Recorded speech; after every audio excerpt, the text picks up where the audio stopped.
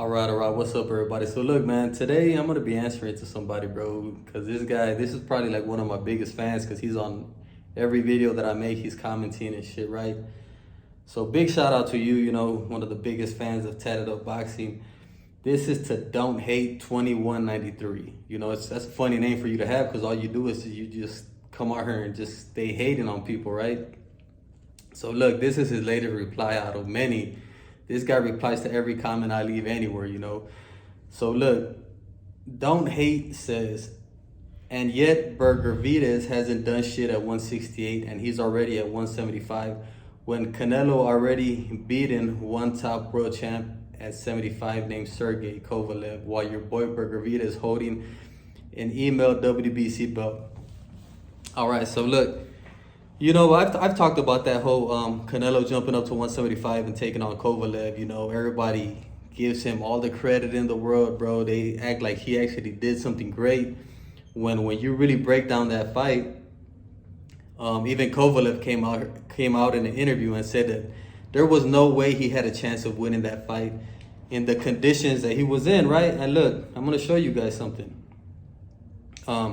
We already know that there was a weight clause in that fight, right? Canelo put in a weight clause that Sergey Kovalev couldn't even rehydrate more than, I think it was 10 pounds or some shit like that come fight night, right? And that's one handicap, of course, that Canelo put on Kovalev to have an advantage over him. But let's talk about something else, and I'm looking for it right here, right? Let's talk about something else that a lot of people don't know, man. In that fight, something that happened in that fight, bro, that I wasn't really even trying to bring this shit up like that, man, but you guys keep pushing this damn Canelo beat Kovalev. So let's really break that down, right? And let's talk about that shit. Okay, so look, let's see if you guys remember this, right? Before Kovalev took on Canelo, aka Mr. Excuses, El Excusas. That's Canelo's new nickname, because this guy's full of excuses. Even now, he's came out here and made new excuses to why Bivol beat him, right? I might break that down in this video. We have time, or I might leave it for another video, but let's talk about this first, right? So look, in August of 2019, Kovalev took on Anthony Yarde, right? In a very tough fight. Kovalev got the win. Like I said, right, and in a very tough fight, we all know that Anthony Yarde is no joke. He always goes in there and he gives one hell of a fight. He's a dangerous opponent to anybody. August 19th was when Kovalev took on Yarde. When did Kovalev take on Canelo? November of 2019. Let's do the math here, right? August 2019, okay, that's August, right? September, October, November. He fought Anthony Yarde in August, and then he turned around and fought Canelo in November in the same year, in 3 months. And I'm not saying, and let's break this down, right? Because that is in 3 months that Kovalev had to train or whatever, right?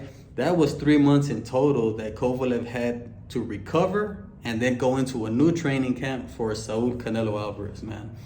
And Canelo did this shit to him on purpose, bro. This was a tactical move. He knew that Kovalev was coming off of a very tough win against Anthony Yarde, and he pretty much handicapped him again, bro, to where he didn't really even have time to train. You know what I'm saying? Just stop and think about how long did he have to take to recover from that Anthony Yarde fight? You know what I'm saying, bro? Easily a month. If you know anything about boxing, you're going to say easily a month, and that's cutting it short. They usually need even more time than that. So in a 3-month time frame, bro, Kovalev had to recover from the Anthony Yarde fight and then still train and get ready for Canelo. You know what I'm saying? And then Canelo still put a rehydration clause in the contract. I mean, and this is what you guys want to give credit to Canelo for jumping up to 175 and beating this Kovalev, this version of Kovalev. You know what I'm saying?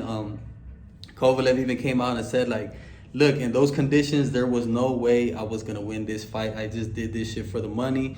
And this is why I tell you guys time and time again, all of these fighters, they pretty much sell out to Canelo for the paycheck, right? Kovalev sold out to Canelo for the paycheck, and then he came out and admitted it. And if you know anything about boxing, bro, you know that 3 months for you to recover and then still have to train for a fight with Canelo, man, that shit is a crazy handicap, bro. So once again, you guys think Canelo came out here and did something great by beating Kovalev, bro. Canelo took on a shell of a version of Kovalev, handicapped the fuck out of him, and it was pretty much an easy win, bro. That was pretty much a fixed fight, and everybody knows this shit, you know what I'm saying? But this is something that people miss, right?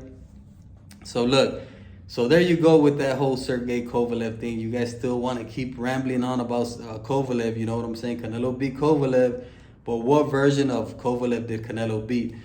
And then, you know, don't hate. He goes on to say, while your boy Bergervitas holding an email WBC belt. Once again, bro, it's funny how the Canelo lovers want to come out here and take shots at Benavidez and call him an email champion, right? And hey, guess what? Benavidez has 2 belts now at 175, right? You guys go and hate on the other one too, man, because he's got 2 of them. But, you know, they want to come out here and call Benavidez an email champ when they forget how Canelo got the WBC belts at 168. Or do you guys not know your boxing, bro? You know what I'm saying? How did Canelo get his WBC belt at 168?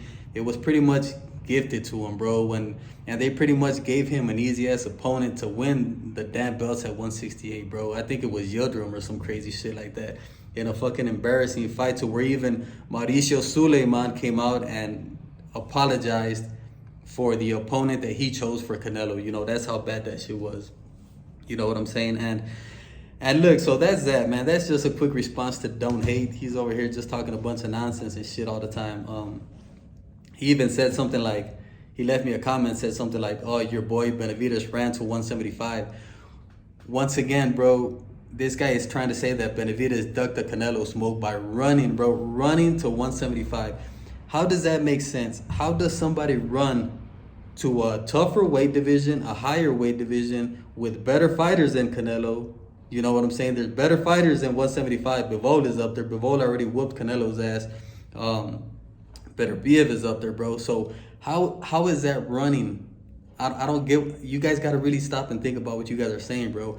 How do you run away to face tougher opponents, tougher opposition, bro? See, this is what you guys, bro. You guys, I don't know, man. Your reasoning is just way off. You know, while Canelo is at 168 taking on the easiest opponents that he could pick at 168. And not just that, bro. He's trying to fight, and he's not even just trying. He is fighting people in smaller weight classes and bringing them up to 168. You know what I'm saying? So there you go.